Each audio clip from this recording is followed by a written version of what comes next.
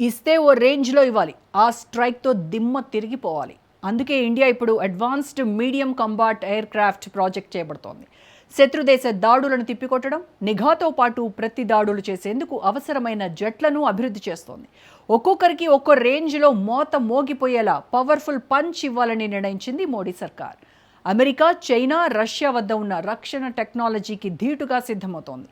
స్వదేశంగా అభివృద్ధి చేసిన 5వ తరం స్టీల్త్ ఫైటర్ జెట్ AMCA 2035 నాటికి అందుబాటులోకి రానుంది. అందుకే పాక్ ఆర్మీ చీఫ్ ఆసిమ్ మునీర్ భయపడుతున్నారా? సమయం వచ్చినప్పుడల్లా కవ్వింపు చర్యలకు పాల్పడుతున్నారా? DRDO అస్త్రంతో ప్రత్యర్థులకు ముచ్చెమటలు పట్టడం ఖాయమా?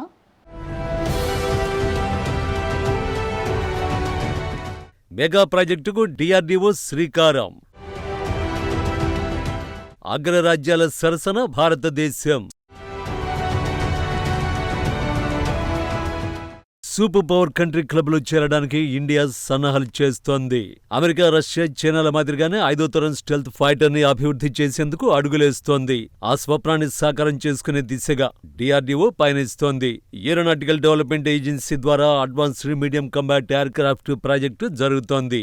AMCA నమూనాలను రూపొందించడానికి, అభివృద్ధి చేయడానికి 7 కంపెనీలు defence research and development organisation తో భాగస్వామ్యం కోసం బిడ్ దాఖలు చేశాయి. స్వదేశీ రక్షణ తయారీలో ఇదో మైలురాయిగా చెప్పుకోవచ్చు. పొరుగు దేశాలతో సైనిక పరంగా పోటీ పడడానికి తనకు తాను ఎప్పటికప్పుడు యాక్టివ్ అవుతోంది భారత్. జాతీయ భద్రత మరియు రక్షణ ప్రణాళికలకు ఒక నిర్మాణాత్మక విధానాన్ని అవలంబించాల్సిన అవసరం ఉందంటున్నారు రక్షణ రంగ నిపుణులు. స్టెల్త్ ఫైటర్ జెట్ తయారీ కోసం ఆసక్తి చూపిన కంపెనీల్లో Lawrence and Toubro, Hindustan aeronautics limited, Tata advanced systems limited, అలాగే అదాని డిఫెన్స్ ఉన్నాయి. బిడ్లను శివథాను పిళ్ళై నేతృత్వంలోని కమిటీ పరిశీలించి నిర్ణయం తీసుకుంటుంది. కమిటీ నివేదికను రక్షణ శాఖకు సమర్పిస్తుంది. అనంతరం రక్షణ శాఖ తుది నిర్ణయం తీసుకోనుంది. 125 ఫైటర్ జెట్లను ఉత్పత్తి చేసే 2 లక్షల కోట్ల రూపాయల తయారీ ప్రాజెక్టు AMCA 2035 నాటికి వైమానిక దాడుల్లోకి ప్రవేశించొచ్చు. అప్పుడే భారతదేశం 5వ తరం యుద్ధ విమానాలను కలిగి ఉన్న దేశాల ప్రత్యేక జాబితాలో చేరుతుంది. మే 2025 నాటికి America F-22, F-35, China J-20, Russia Su-57 మాత్రమే వీటిని కలిగి ఉన్నాయి. 25 టన్నుల బరువుతో 2 ఇంజిన్లు కలిగి స్టెల్త్ ఫైటర్ జెట్ ఉంటుంది. ఇది రాడార్లకు కనిపించకుండా ఉండడమే కాకుండా మెరుగైన ఆయుధాలు, అత్యాధునిక సాంకేతికతతో కూడిన భవిష్యత్తు యుద్ధ విమానం. AMCA అనేది కేవలం యుద్ధ విమానాల ప్రాజెక్టు మాత్రమే కాదు, భారత రక్షణ పరిశ్రమకు ఓ కీలక మలుపు వంటిది. దీర్ఘకాలికంగా ప్రైవేటు, ప్రభుత్వ రంగాలకు పెద్ద మొత్తంలో ఆర్డర్లను ఉత్పత్తి చేస్తుంది. హై టెక్నాలజీ భాగస్వామ్యాలను ఏర్పరచడంతో పాటు భారతదేశ అంతరిక్ష పరిశ్రమను బలోపేతం చేయనుంది. 5వ తరం ఫైటర్ జెట్స్ అంటే 21వ శతాబ్దం మొదటి భాగంలో అభివృద్ధి చేసిన సాంకేతికతను కలిగి ఉన్న యుద్ధ విమానాలు. ఇవి అత్యంత అధునాతన ఫైటర్ జెట్లు. పైలట్ కు యుద్ధ స్థలం, శత్రు పోరాట యుద్ధాల గురించి వివరణాత్మక సమాచారాన్ని అందిస్తాయి. ఉన్నతమైన సాఫ్ట్వేర్ ను ఉపయోగించడం కీలకం. అలాగే వారికి ప్రయోజనం చేకూర్చే విషయాలను అందుబాటులో ఉంచాలి.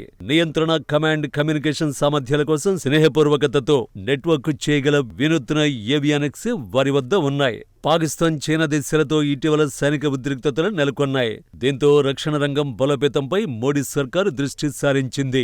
ఆయుధాలు, పరికరాల్ని అప్గ్రేడ్ చేసుకోవాలని చూస్తోంది ఇండియన్ ఆర్మీ.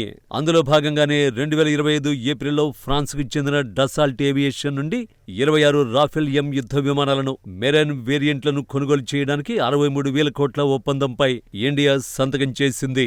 2031 నాటికి డెలివరీ కానున్నాయి. ఇవి MiG-29 కీల స్థానంలో పనిచేస్తాయి. వైమానిక దళం ఇప్పటికే 36 రాఫెల్ C యుద్ధ విమానాలు నడుపుతోంది. 10 ఏళ్లలో భారత్ దేశీయంగా అభివృద్ధి చేసిన, నిర్మించిన విమానవాహక నౌకలను, అలాగే యుద్ధ నౌకలు, జలాంతర్గాములను కూడా ప్రయోగించింది. దీర్ఘశ్రేణి హైపర్సోనిక్ క్షిపణులను పరీక్షించింది. అటు అమెరికా, ఇటు చైనా అండతో కొద్ది రోజులుగా పాకిస్తాన్ కవ్వింపు చర్యలకు పాల్పడుతూనే ఉంది. దీంతో ఎప్పటికప్పుడు హెచ్చరికలు జారీ చేస్తోంది భారత్. తమ పౌరులను రక్షించుకోవడానికి ఏ సరిహద్దులనైనా దాటి వెళతామని డిఫెన్స్ మినిస్టర్ రాజ్నాథ్ ఇటీవల స్పష్టం చేశారు. సర్క్రీక్ పై చర్యలు తీసుకోవడానికి ప్రయత్నిస్తే సమాధానం బలంగా ఉంటుంది అన్నారు. భారత సైన్యం 1965 యుద్ధంలో లాహోర్ను చేరుకుందని, ఇప్పుడు కరాచీపై దాడి తప్పదన్నారు. Defence minister Rajnath Singh, army chief general Upendra Dwivedi, air chief marshal AP సింగులు పాకిస్తాన్కు మాస్ వార్నింగ్ ఇచ్చారు. భారత్ జోలికొస్తే ప్రపంచ పటంలో పాకిస్తాన్ లేకుండా చేస్తామంటూ హెచ్చరించారు. ఇండియన్స్ ని లక్ష్యంగా చేసుకుని మారణహోమం సృష్టించిన ఏదైనా దురాక్రమణకు పాల్పడినా ఆపరేషన్ సింధూర్ 2.0ను చూస్తారని స్పష్టం చేశారు. పాకిస్తాన్ ఆర్మీ చీఫ్ మునీర్ ప్రపంచ దేశాల పర్యటనలో ఉన్న సమయంలో ఇండియా నుంచి హెచ్చరికలొచ్చాయి. మరోవైపు భారత సైనిక అధికారులు, రాజకీయ నేతలు చేస్తున్న వ్యాఖ్యలపై పాకిస్తాన్ ఆర్మీ చీఫ్ ఆసిమ్ మునీర్ ఘాటుగా స్పందించారు. రెండు దేశాల మధ్య భవిష్యత్తులో జరిగే యుద్ధం పెను విధ్వంసానికి దారి తీయొచ్చన్నారు. తమపై దాడి చేయడానికి ఇండియా సాకులు సృష్టిస్తోందని మొసలి కన్నీరు కార్చారు మునీర్.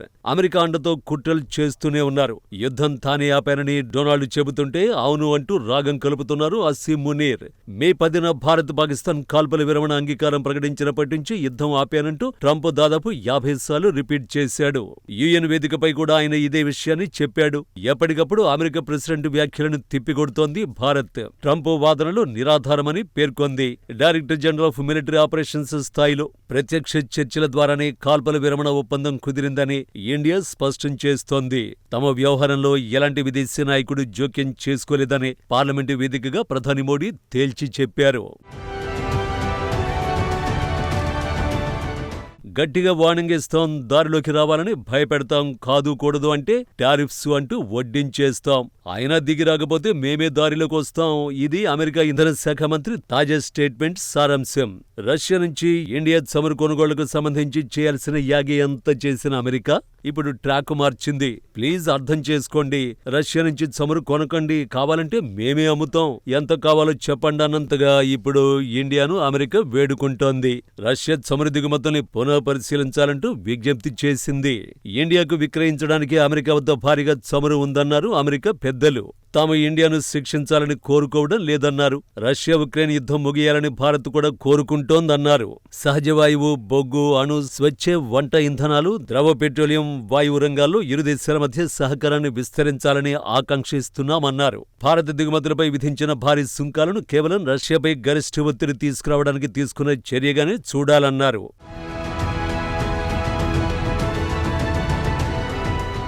మొత్తానికి రాకెట్ యుగంలో యుద్ధం మారుతోంది, యుద్ధరీతి మారుతోంది. అందుకే ఎప్పుడేం జరుగుతోందనని అప్రమత్తంగా ఉంటోంది మోడీ సర్కార్. నిఘా విఫలమైతే ముప్పు తప్పదు. అందుకే పటిష్ట భారత్ కోసం ప్రణాళికలు రచిస్తోంది. భారత్ చేతికి పవర్ఫుల్ అస్త్రాన్ని అందించింది DRDO. ఇకపై మన గగనతలంలో చీమ చిట్టుకుమన్న శత్రు దేశాలకు వెనులో వణుకు పుట్టాల్సిందే. యుద్ధతంత్రానికి మరింత పదును తేల్చే ఆయుధాన్ని సిద్ధం చేస్తోంది కేంద్రం.